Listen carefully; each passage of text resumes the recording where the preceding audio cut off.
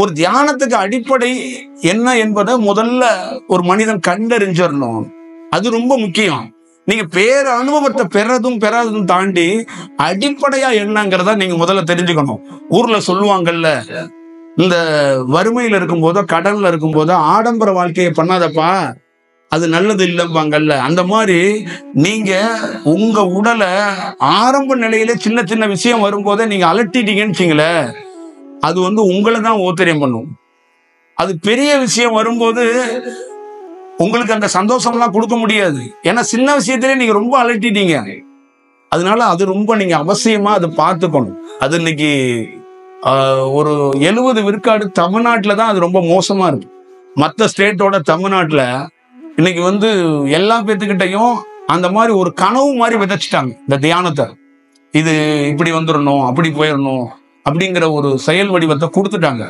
ஆனா நீங்க எந்த வரலாறை எடுத்து படிச்சு பாருங்க, ஒரு யோகி ஆகப்பட்டவருடைய லைஃப் ஹிஸ்டரியை நீங்க எடுத்து பார்த்தீங்கன்னா அதுக்குள்ள ஒரு ட்ராக் மாதிரி ஒரு லைன் இருக்கும். எவ்வளவு நிதானமா எத்தனை இடத்துல விழுந்திருப்பார், எத்தனை இடத்துல எழுந்துச்சிருப்பார் அப்படிங்கிறத நீங்க பார்த்தீங்கன்னாவே தெரிஞ்சிடும். அந்த வடிவத்தை நீங்க பார்த்தா நிச்சயமா தெரிஞ்சிடும். அவ்வளவு சாமானியமான விஷயம் இல்லை. நீங்க ரொம்ப நல்லா ஞாபகம் வச்சுக்கலாம். அதே மாதிரி நல்லா ஞாபகம் வச்சுக்கோங்க, திருவண்ணாமலையில ரமணருக்கு பெரிய ஆசிரமம் இருக்கு. அவருக்கு ஒரு பெரிய பண்டு இருக்கு அந்த ரமணர் ஆசிரமத்துல. யோகிராமுக்கு பெரிய ஆசிரமம் இருக்கு, பண்டு இருக்கு. ஆனா யோகிராமையும் ரமணரையும் பாத்தீங்கன்னா அந்த ஆசிரமத்துக்கு அவங்களுக்கு சம்பந்தம் இல்லாமையே அவங்க இருக்கும்போது இருந்தாங்க. அதுதான் ரொம்ப முக்கியம். அது என்னுடையதான், அது எனக்கு தெரியாதுப்பா அப்படின்னு போனாங்க. என் பேர்ல சில கட்டடம் உருவாகும், அதுக்கு எனக்கு எந்த சம்பந்தம் இல்லை, அது என்னுடையது இல்லை, என்னுடையது இது எதுவுமே இல்லை அப்படின்னு போனவங்க தான் அவங்க 2 பேருமே. அது ரொம்ப முக்கியம். தன்னுடையது இல்லை அப்படிங்கிறத இருக்கும் போதே அதை ப்ரூவ் பண்ணி காட்டினவங்க அவங்க 2 பேருமே வெவ்வேறு வடிவத்துக்குள்ள. ஒரு அனுபவம் என்னன்னா அது எனக்கானது அப்படிங்கிறதெல்லாம் அது கொண்டு வராது. அது சொல்லாது அது எனக்கானதுன்னு அது அந்த அங்கீகாரத்தை போய் அதுவே சொல்லிக்காது. இப்ப நீங்க ஒரு சொத்து வச்சிருக்கீங்க, எனக்கு அப்புறம் என் புள்ள சேஃப்டி அப்படின்னு பாப்பீங்கல்ல. ஒரு யோகி கிட்ட அதெல்லாம் இருக்காதுங்க. எனக்கு அப்புறம் என் புள்ள, எனக்கு அப்புறம் என் பொண்டாட்டி, இந்த சொத்தை இவன் பார்ப்பான், அதெல்லாம் இருக்கவே இருக்காது. அதே மாதிரி சீடர்களை எனக்கு அப்புறம் நீ வாரிசு, அவன் அந்த காலத்துல அவன் அனுபவம் பெறுவானா, அவனுக்கிட்ட ஒரு செயலை கொடுத்துட்டு அவர் போயிடுவார். அது காலம் உருவாக்கும் அப்படிங்கிறத அவர் சொல்லாம சொல்லுவாரு. வெகு சிலருக்கு காட்டுவாங்க, இவன் எனக்கு அப்புறம் வருவான், இவன் ஒரு வேலை செய்ய போறான் அப்படின்ட்டு போயிடுவான். அப்ப நீங்க அவசியமாக இதெல்லாம் நீங்க பார்த்துக்கணும். இந்த வகுப்புக்குள்ள நம்ம உங்கள்கிட்ட சொல்றது என்னன்னு கேட்டீங்கன்னா, நீங்க நல்ல வேர் ஊனி வளரணும். நீங்க உங்க குடும்ப வாழ்க்கையிலும் சரி, தியானத்திலையும் சரி, ரொம்ப ரொம்ப நிதானமா செயல்படணும் அப்படிதான் நான் நினைக்கிறேன். ரொம்ப நிதானமா செயல்படணும், ஒரு தனித்துவமா செயல்படணும். ஒரு வறுமையில இருந்தாலும் சரி, நீங்க ரொம்ப ஒரு நல்ல வசதியா இருந்தாலும் சரி, ஆனா உங்களுடைய அந்த நிதானம் மட்டும் மிஸ் ஆகக்கூடாது. அது ரொம்ப முக்கியம். அதுதான் குடும்பமும் சரி, தியானமும் சரி உங்களை வேற இடத்துக்கு கூட்டிட்டு போறதுக்கான ஒரு வாய்ப்பை உருவாக்கும். அது ரொம்ப ரொம்ப முக்கியம். நமக்கு தியானத்துக்குள்ள சாதகமா எதுவுமே வராது. சாதகமா வர்ற பொருள் எல்லாமே மனித தன்மையிலே இருக்கும். நீங்க நல்லா பாத்துக்கங்க, சாதகமா நடக்கிற அத்தனை செயலுமே மனித தன்மை தான். தியானத்துக்கு எந்ததுமே சாதகமா இருக்காது, பாதகமா தான் இருக்கும். ஆனா பாதகமா இருக்கிற அத்தனை செயலையும் உடைச்செறிஞ்சு சாதகமா மாத்துவான். எப்ப சாதகமா மாத்துவானா, இந்த பிரபஞ்சத்திலிருந்து இருக்கக்கூடிய அவனே உயிர் சக்தியாக, அந்த ஈர்ப்பு சக்தியாக மாறினதுக்கு அப்புறம் சாதகமா மாத்துவான். அததான் அதுக்கு பேர் என்ன சொல்லுவாங்க பெரியவங்கன்னா, தடுத்து ஆட்கொள்வது அப்படிம்பாங்க. தடுத்து ஆட்கொள்வதுன்னா, இப்ப எதிரில் ஒரு மாணவன் இருக்கானா, அவனை தடுத்து இவர் என்ன பண்ணுவார், கனவுல போயோ இல்ல அவன்கிட்ட அவனுடைய சுவாசத்துக்குள்ள போயோ அவனை ஆட்கொண்டு, நீ இந்த மாதிரி ஒரு பணி செய், நீ வா, நான் இங்க ஒரு இடத்துல அமர்ந்து இருக்கிறேன், ஒரு 20 பேர் இருக்காங்க, அவங்களுக்கு உணவு கொடு அப்படிங்கிறத தடுத்து ஆட்கொண்டு கொண்டாந்துருவாங்க. அப்ப எல்லாமே ஒரு நல்ல நிலையை பெற்றவன், அனுபவம் பெற்றவனுக்கு அப்புறமா அனைத்தும் சாதகமாக மாறும். அதுதான் அந்த அனுபவத்துக்குள்ள இருக்கிற செயல். ஆரம்பத்திலே நமக்கு சாதகமா இருக்கணும்னு ஒரு மனைவி கணவன்கிட்ட இருந்து சாதகமா இருக்கணும்னு நினைக்கிறாங்க. அந்த சாதகமா இல்லைன்னா எனக்கான வாழ்க்கை இல்லைன்னு. இது எப்படி சாதகமா இருப்பாங்க? ஒரு சாதாரண யோகி ஒரு சாதாரண இடத்துல போய் தவம் பண்றவன் அவ்வளவு சாதாரணமா தவம்லாம் வராது.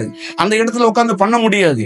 எத்தனை பேர் துன்பப்பட்டிருக்கிறாங்க, எத்தனை பேர் கல்லடி வாங்கியிருக்காங்க, எத்தனை பேர் எவ்வளவு கொடுமையான திட்டுகளை வாங்கியிருக்காங்க. இந்த பாரத நாட்டுல பேசப்பட்ட நிறைய யோகிகள் நிறைய மனிதர்கள்ட்ட கல்லடியும் அவச்சொல்லும் தான் வாங்கியிருக்கிறாங்க.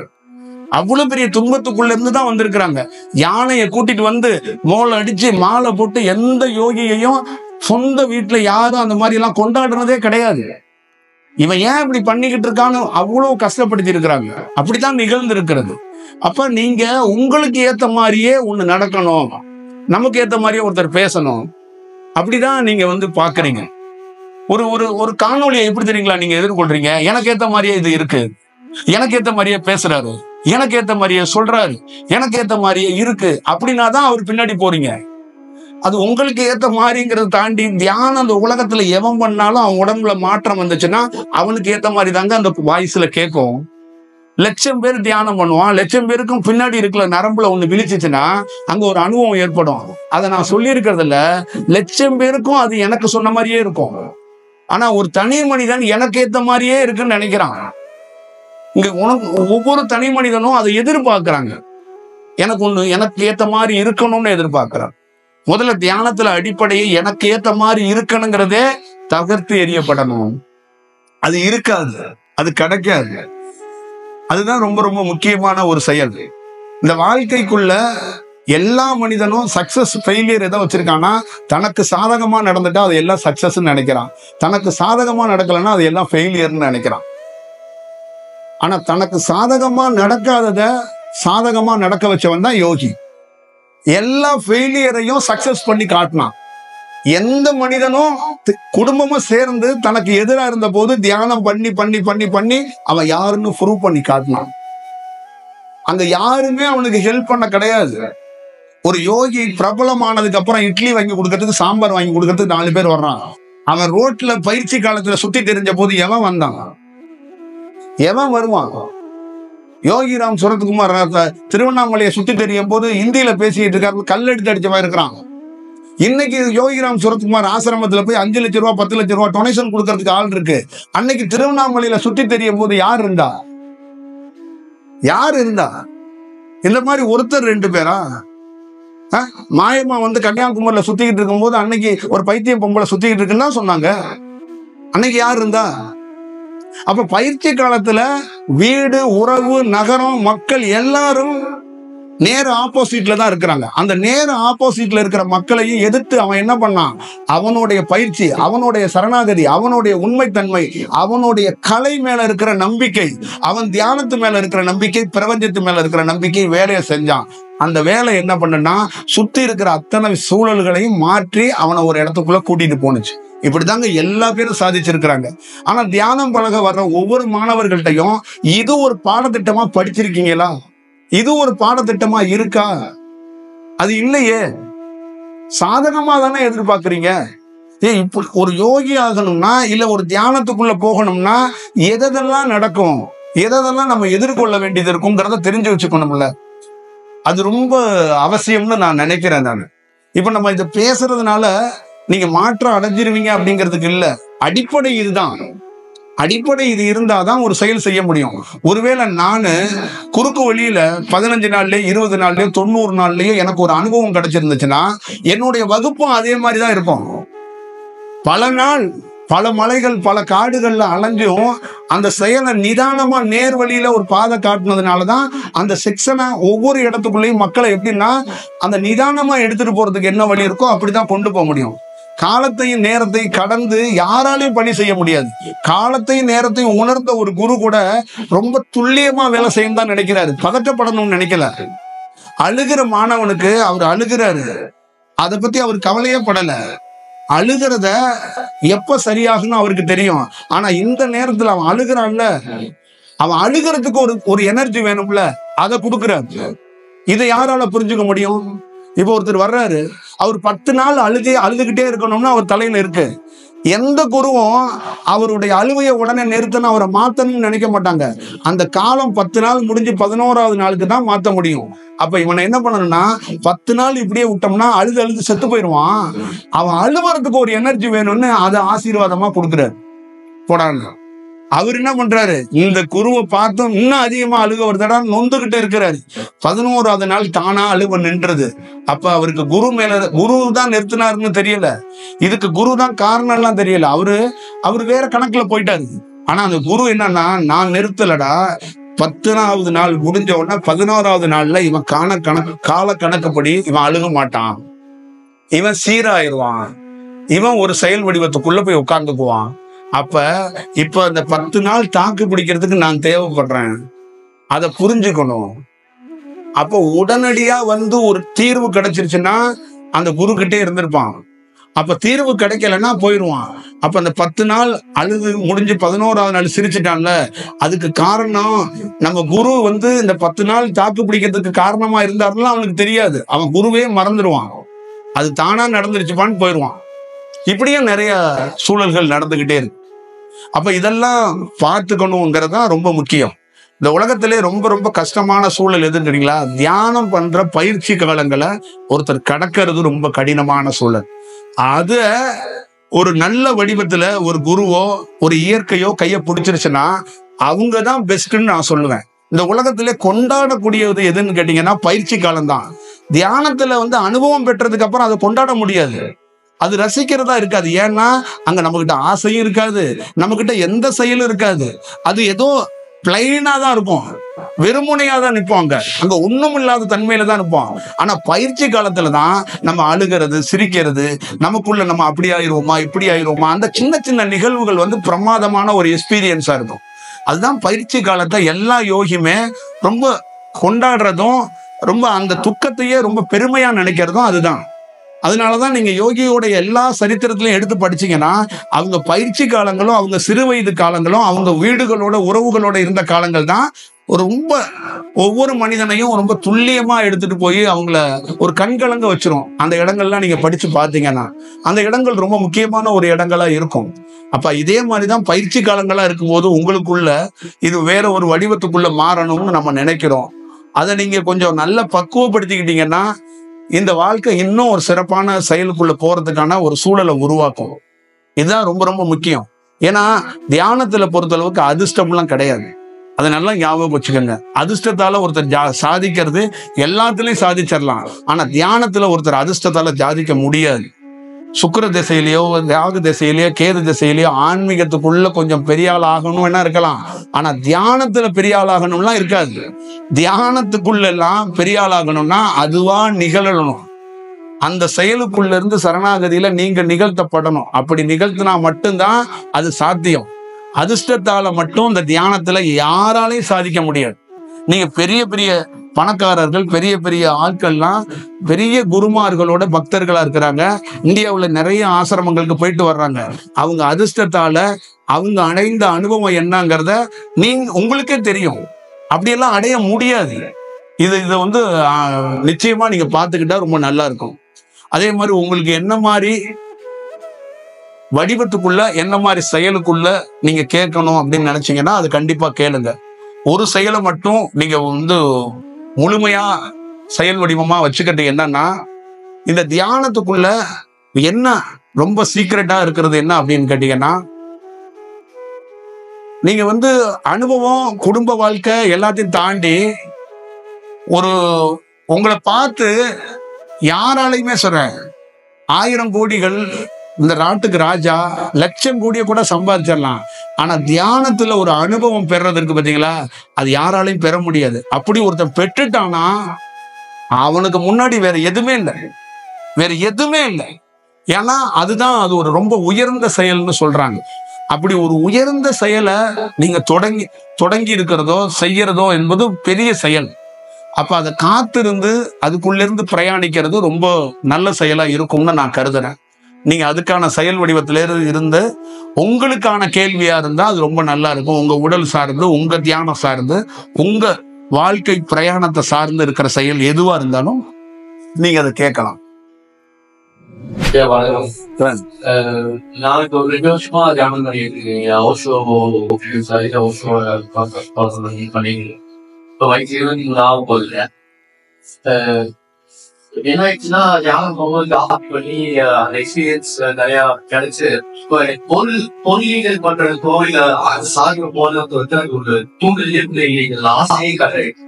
எப்போ ஒரு எண்ணம் அந்த மாதிரி வந்தாலுமே மறுபடியும் வந்து அந்த எண்ணத்தை போக்குறோம். அந்த மனநலம் வீட்டுல இருந்து அப்படியே யாரும் பண்ணிட்டு வெளியே போனா எல்லாம் சாப்பிட்டு ஆனா பொருளீகள் சாப்பிட்டு வந்து அந்த ஒரு ஆசை வரமாட்டேங்குது. வீட்டுல வந்து போர்ஸ் பண்றாங்க. உனக்கு 22 வயசு தான் ஆகுது, உனக்கு இதெல்லாம் இப்ப தேவையா, போய் சம்பாதிட்டா அது இது பண்றாங்க. ஆனா எனக்கு தான் ஒரு சூழ்நிலையே நான் வகையெடுக்க இருக்கேன்.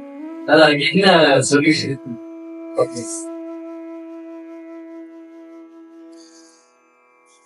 அதை அப்படியே விட்டுருங்க. அதான் சொல்யூஷன், அவ்வளவுதான். அது சொல்யூஷன் நான் கொடுத்து நீங்க பண்ணீங்கன்னா அது கிரியேட் பண்றது. அதை கிரியேட் பண்ண வேண்டாம். இப்போ உங்கள் அப்பா சொல்லி உங்கள் அம்மா சொல்லி நான் சொல்லி இது நிகழலைல்ல. இப்போ நாங்கள்லாம் காலங்காலமாக சொல்கிறோம் ஆசைப்படாத, அப்படி இப்படிலாம் இருக்காதுன்னு. ஆனால் யாராவது கேட்குறோமா? ஆனால் அந்த தியானமாக தானாக அந்த மாற்றத்தை கொடுக்கறதில்ல. அதே மாதிரி நீங்கள் மாறணும், ஒரு மேரேஜ் பண்ணணும், இல்லை வேறு ஏதாவது பண்ணணுமோ அதுவே நிகழும். அதை நம்ம கிரியேட் பண்ண வேண்டாம், அது நிகழும், அவ்வளோதான். அது அப்படி நிகழ்ந்தா அதுதான் உண்மையான செயல். அது நிகழ்றதுக்கு முன்னாடி நாமளா நிகழ்த்துறதுக்கு ஒரு கதை பண்றோம், அது வேண்டாம். என்னோட நிலையை இருந்தால் கவனமே இல்லை. சில நேரங்கள்ல எந்த ஒரு எண்ணமோ எதுவும் இல்லாத ஒரு நிலையில காலையில தான் அது அப்படியே போகுது. அந்த நாள் அப்படியே போகுது. எதுவுமே கவனத்துக்கு வராது. எண்ணம் இல்லாம இதுதானே ஈடுபாடு இல்லாம அப்படியே ஒரு நாள் தகுதி. இது என்ன நான் எது நினைக்கிறேன், இதுக்கப்புறம் நான் இப்படி எடுத்து போகணும். நீங்க சொன்ன மாதிரி இந்த நிறைய என் உடம்புக்கு தாங்குதான். இதான் நம்மள ஒரு கேள்வி இருக்குது இல்லையா? இதை நீங்க சொல்லணும். அதான் இங்க நம்ம உங்களை நான் வந்து தியானத்துல ஒரு ஆசீர்வாதம் பண்ணி, இது வாய்ப்பு இருந்துச்சுன்னா இந்த தியானத்தை நீங்க பண்ணுங்க. அப்ப இது உங்களுக்கு வந்து நீங்க என்ன மாதிரி அனுபவத்துல இருக்கிறீங்க, எப்படி போகணுங்கிறத இதுவே வழிகாட்டு. அப்ப நீங்க அதுக்குள்ள இருந்து நீங்க பிடிச்சுக்கிட்டு, இது ஒரு கயிறு மாதிரி பிடிச்சுக்கிட்டு மலை ஏறுறதுக்கான ஒரு வாய்ப்பை இது உருவாக்கும். அது உங்களால அங்க உணரவும் முடியும். அதுதான் அதுக்குள்ள இருக்கிற நான் சொல்லணும்னு நினைக்கிற உங்களுக்கு இருக்கிற செயல். இப்ப ஆரம்ப நிலையில தலைப்பகுதியில ஒரு பெரிய விழிப்பு நிலை எனக்கு ஏற்பட்டுருச்சு. முதல் அனுபவம், நான் வந்து பெரிய ஆளுன்னு நினைச்சிட்டேன். அப்ப உண்மையிலேயே சரணாகதி அடைஞ்சா, இறைவனால வழி நடத்தப்பட்டா, நன்கு ஒரு ஆசிரியர் இல்லாம சூட்சமத்துல இருந்து ஒரு ஆசிரியர் வழிகாட்டுவாருங்கிறதுக்கு நான் தான் ஒரு முன் உதாரணம்.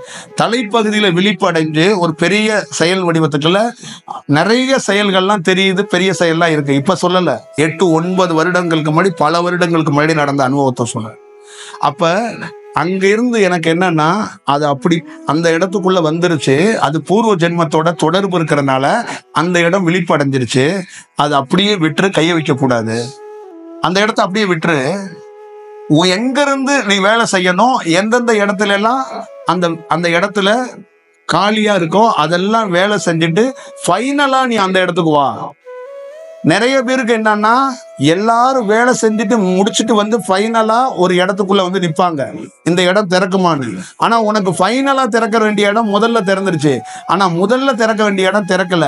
நீ முதல்ல திறக்க வேண்டிய இடத்துக்கு போ அப்படின்னு ஒரு உள் உணர்வு கொடுத்து, அதுக்குத்தான் பல ஆண்டுகள் எனக்கு தேவைப்பட்டுச்சு, அதுக்குத்தான் பல செயல்கள் தேவைப்பட்டுச்சு. அப்ப அதனாலதான் இந்த உடல் தாங்குனுச்சு. அதனாலதான் எல்லா செயலுக்குள்ளயும் இந்த போராட்டத்துக்குள்ள தாக்கு பிடிச்சு நிக்க முடிஞ்சிச்சு. அப்ப உங்களுக்குள்ள இருக்கின்ற செயல் வடிவம் ஒரு இடத்துக்குள்ள ஒரு இடம் விழிச்சிருக்கும். அப்ப அந்த இடத்த மேலையும் கீழையும் இருக்கிற எங்க பேலன்ஸ் இருக்கோ அதை வேலை செய்ய வைக்கணும். அதுதான் ரொம்ப முக்கியம். இப்ப நீங்க ஒரு வேலை இருக்குல்ல, இது நிலை, இது அனுபவம்னு நினைக்கிறீங்க. மேல 2 வாசல் வேலை செய்யாம இருக்கும், கீழே 2 வாசல் வேலை செய்யாம இருக்கும். இத கண்டுபிடிக்கிறதுக்கு இங்க ஆள் கிடையாது.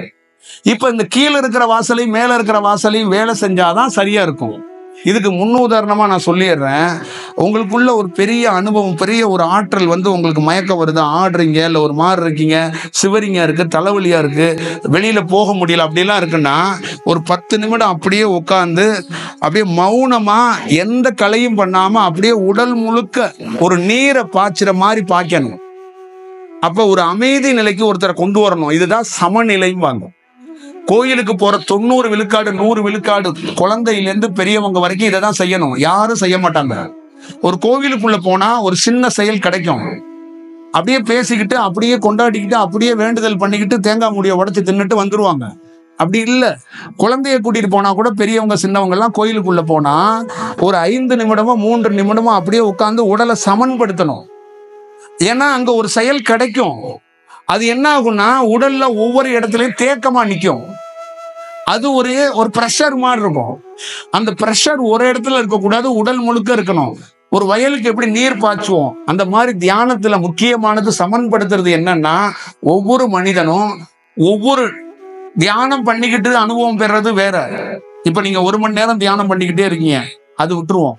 இப்ப தியானம் பண்ணல, பைக்ல போறீங்க, அப்ப உங்களுக்குள்ள உடல்ல ஒரு பருவ மாற்றம் திடீர்னு நடந்துருச்சுன்னா அந்த பைக்கை ஓரமா நிப்பாட்டிட்டு 10 நிமிஷம் உடலை சமன்படுத்தணும்.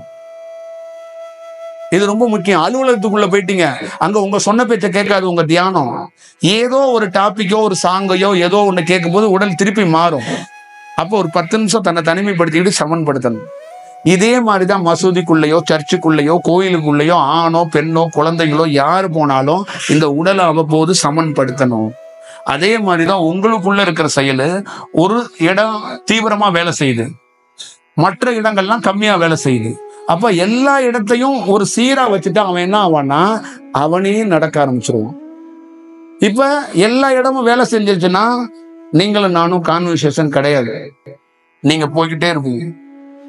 இப்ப நீங்க போகணும், அதுக்கு எல்லா இடமும் விழிக்கணும், அவ்வளவுதான் செயல் வடிவம். அதை நீங்க சரணாகதி அடைந்து பேலன்ஸ் இருக்கிற இடங்களையும் பேலன்ஸ் இருக்கிற உடல் பகுதியில் இருக்கிற எல்லாத்தையும் சமன்படுத்தி அடுத்த இடத்துக்கு நவர்றதுக்கான வாய்ப்புகளை பாருங்க. அவ்வளவுதான் செயல். அப்ப என்னுடைய தியானத்தை தான் நீங்க பண்ணணும்னு கிடையாது. எந்த தியானத்தையுமே பண்ணாம பிரபஞ்சத்தை மட்டும் நம்பி எனக்கு நீ ஒரு வழிகாட்டுன்னு சொன்னா கூட அது சமன் தான். புரியுதுங்களா? இப்ப நாங்கெல்லாம் எப்படின்னா இந்த ஹோட்டல் நிறுவனம் மாதிரி நாங்க ஒரு தியானம் கொடுக்குறோம், நாங்க ஒரு நிறுவனம் மாதிரி ஆயிட்டோம். இது பிரபஞ்சத்திலிருந்து கொடுக்கப்பட்டதெல்லாம் யாரும் நினைக்க மாட்டாங்க. நாங்களும் ஒரு நிறுவனம் அப்படி ஆயிடுச்சு. இது இன்னைக்கு அப்படித்தான் இருக்கு. ஏன்னா இது தனி மனிதர்களால பெற முடியாதுங்க. இது தனி மனிதர் போய் எங்கேயோ ஒரு மரத்துல இருக்கிற கொய்யாப்பழத்தை புடுங்கிட்டு வர்ற கதை கிடையாது. இது பிரபஞ்சமே பார்த்து கொடுக்கறது. ஒவ்வொரு அனுபவமும் என்னன்னா ஒரு காலத்தை ஏற்ற மாதிரி இந்த வேலை இவர் செய்யறதுக்கு இது ஒரு செயல், இவருக்கு இப்படி ஒரு அனுபவம் கிடைக்குன்னா அது தீர்மானிச்சு பண்றதுதான், இயற்கையா நிகழ்றதுதான், அதுதான் செயல். நம்ம என்ன விவசாயத்துல கஷ்டப்பட்டாலும் அந்த அறுக்கிற நேரத்துல மழை வந்துடும். அப்ப அந்த நெல் வீட்டுக்கு வரணும்னா மேல இருக்கிறது ஒத்துழைக்கணும். அந்த மாதிரிதான் நீங்க அதை பார்த்துக்கங்க. தீவிரமா ஒரு இடம் மட்டும் வேலை செய்யறவங்க சம்பிச்சு போயிடுவாங்க, எல்லா இடமும் வேலை செய்யறவங்க தனித்துவமா நடப்பாங்க. அவ்வளவுதான் விஷயம்.